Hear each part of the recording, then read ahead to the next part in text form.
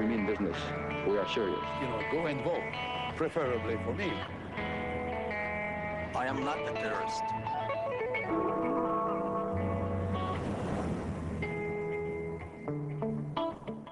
Hi, I'm Andrew Thomson from CPAC.ca.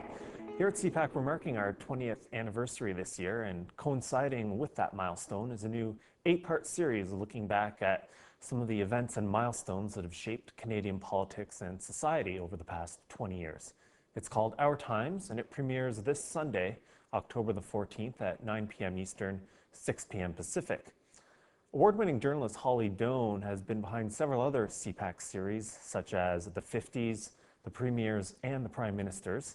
She's also hosted, written, and produced Our Times, and she joins me here today. Holly, thanks for joining me. It's a pleasure. Holly, let's start with a basic question. What is Our Times about? Well, this series is about the pivotal moments and the events that signaled changes in our generation. These are things that we all experienced collectively, together as Canadians, and collectively affected change in our generation. Things like our politics, our families, our household finances, government finances, and our digital experience. So what were the major trends and events that you say changed Canada over this time? Well, politics was an important one, and I think the milestone of our generation in terms of politics is voter apathy. If you think about it, in 1958, 79% of Canadians voted in that election. And in 2008, 58% voted. So there was a dramatic drop, and the last leader, the only leader of our times to enjoy half of all popular support, voter support, was Brian Mulroney. Since then, our leaders have struggled. Kim Campbell, Paul Martin, Jean Chrétien, Stephen Harper, they've all got only 37, 38, 39, 40%. So it has been an age of cynicism. And if you care about democracy, that matters. It's important. But what we learned in this series is that often politicians will tell you that it doesn't matter.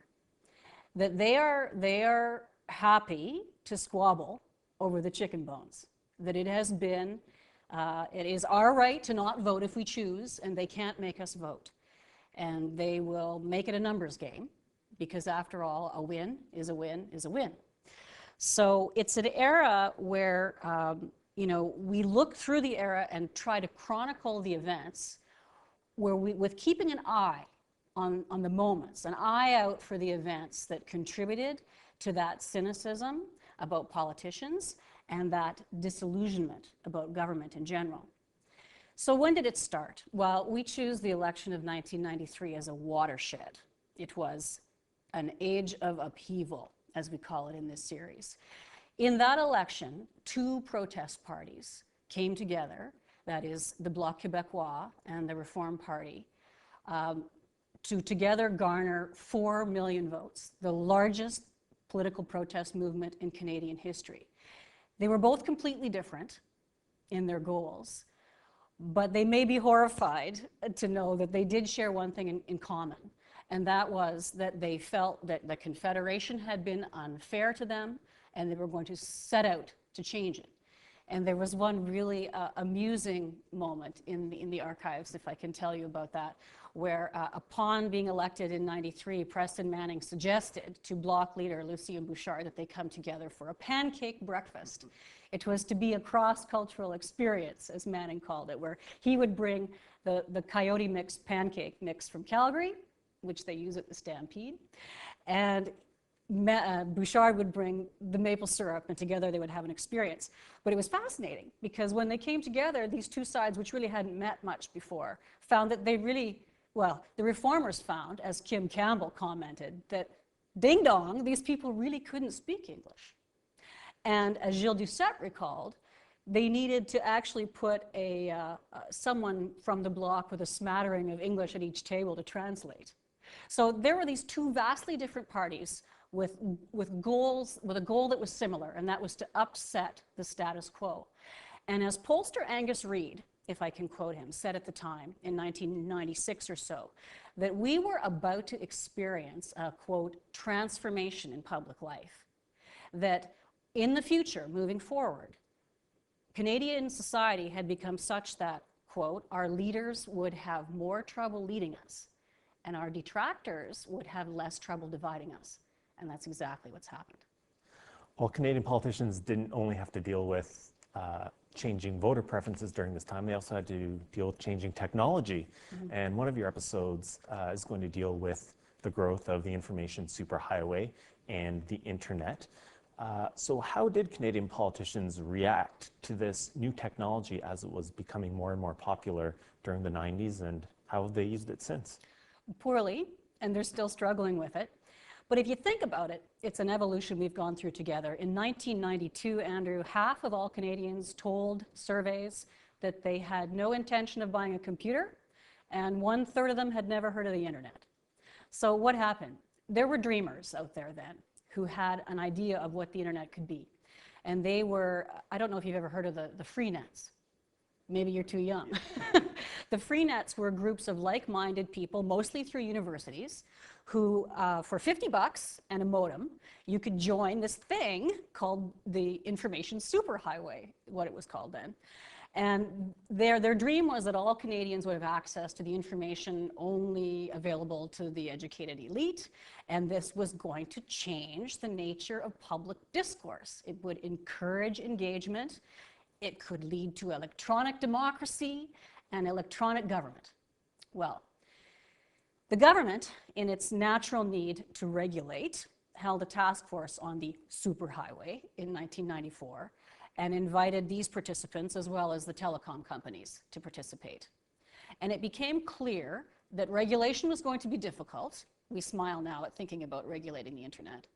And who was going to run it? Well, it was handed over to the telecom companies. And the dreamers of the electronic democracy will say that that's when it became perverted, because it became about a method to make money as opposed to educate all of us. So if you think about what's happened since, do we have greater access to information? Possibly, but there's so much clutter, right? The information has become almost like a junkyard. And in 2011, Public Works Canada, for instance, did an analysis and found that they had no system of standardized email amongst the government departments. In other words, the government couldn't even talk to each other the way they should be able to. And as Public Works concluded, that the internet had actually made it more difficult to find information for the average Canadian. Politicians, the political parties, going back to that watershed election of '93, that was the first campaign, by the way, where it had become centralized, that computers had allowed political campaigns. They used to be run by riding constituencies who would tell the center what was happening in the district. Well, this time it became a centralized campaign. But they still didn't know how to use the technology particularly well. In 1992, there was a Liberal convention in Hull, and some of the information companies went to try to tell them what was possible in terms of garnering the vote, following the vote, predictive dialing, and all this sort of thing. And they got nowhere, because the politicians and the riding constituency captains still thought that they were being sold a bill of goods, and it was still going to be done the old-fashioned way by checking off who's getting a lawn sign. They've come a long way, but they haven't really used it yet to create digital democracy. It's still, the message is still really one of negative advertising. We will broadcast this broadcast, notice I use that word, 20 seconds of a negative message on the internet. You vote, we rule. Where is the electronic democracy? Our Times is also a look at social change and what's been happening in Canadian society over the past 20 to 25 years. In that regard, what was the single biggest issue that people are going to see when they watch? I don't think people realize that there was a cataclysmic social change during our times. And it was one that happened not with an act of parliament, not with a plebiscite or a referendum. It started with a press release, same-sex marriage. If you think about 1996, when MPs voted, 2/3 of MPs voted to preserve the traditional definition of marriage, that is, a man and a woman. And pollsters found that fully half of Canadians were opposed to same-sex marriage. You might ask, well, how did it happen? Other social changes, like let's say votes for women or removal of the color barrier from the Immigration Act, took 70 years or more. Same-sex marriage happened 10 years, 15 maybe, virtually overnight. How did it happen? Well, we have lived in an age of the Charter. And as Anne McClellan, former Justice Minister, put it to me, teams of very clever legal minds took the issue and argued it and brought it to the courts and won. But through that time, you watch our politicians going through agony in trying to manage that issue and changing their minds. We talked to Kim Campbell and Paul Martin and Joe Clark and Anne McClellan about their very personal thoughts about how they first thought of same-sex marriage and how their thinking evolved over time, perhaps along with Canadians. And finally, you just mentioned some pretty prominent names, former prime ministers and cabinet ministers. But what I found to be one of the most interesting aspects of our times is the fact that you go back to some of the personalities and some of the people who were symbolic of some of these changes, who were in the spotlight very briefly, but have faded over time, and Canadians might not remember some of these names. So maybe you can talk a bit about that and how some of these people you've tracked down are now, I guess, reliving their moment in the sun. Through this documentary, partly. Some of them were hard to track down.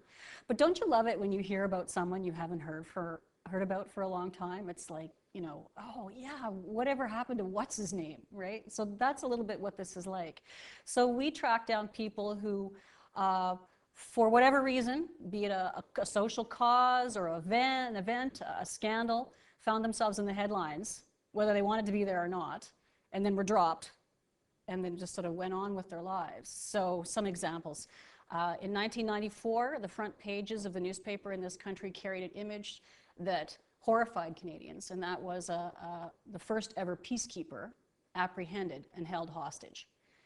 His name was Pat Reckner, and he was tied to a pole in Palais in Serbia by Milosevic's army.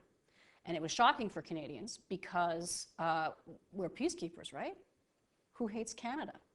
It led to a bit of a sea change in our thinking as to what it means to be a peacekeeper and why we go to these places. So we visit Pat Reckner, and he recalls the moment and what they did. They played Risk in captivity, ironically, which I thought was funny. We visit Rita Johnson. Who's Rita Johnson today, people might ask. She was the first woman Premier of Canada. She fell into the job when her predecessor, Bill Vander Zalm, was taken out by a scandal and lasted only months. And now she goes virtually unrecognized in the grocery store, and even people in politics in BC might not remember who she is. We visit with a fellow called Baltej Dillon, who is a man who changed the face, literally, of the RCMP. He was the guy, the first Mountie accepted into service wearing a turban. That case was taken to court by people trying to preserve, including the Reform Party and Preston Manning, who felt there should be no change, trying to preserve our cultural traditions and our identity. One of the most wonderful people I've ever met, by the way, and the Mounties should have more. Who else? We visit Alfonso Galeano, who was famously the public works minister at the center of the sponsorship scandal in Quebec. Galeano was cleared of wrongdoing, but left scandalized with a lot of questions, and today runs a vineyard in Quebec's eastern townships. Charming. And several others. Mel Hurtig, the founder of the National Party, here today, gone tomorrow. Where are they today? So, and a few others. So it's, you know, it's fascinating to visit people and to see, I guess, what all of us look like, you know, 20, 30 years on. Well, it promises to be a fascinating look at the last 2 decades in Canadian life. Holly Doan, thanks so much for joining me. Thank you. And you can watch Our Times beginning Sunday, October 14th at 9 p.m. Eastern, 6 p.m. Pacific. You can also visit our website, www.cpac.ca, for more information.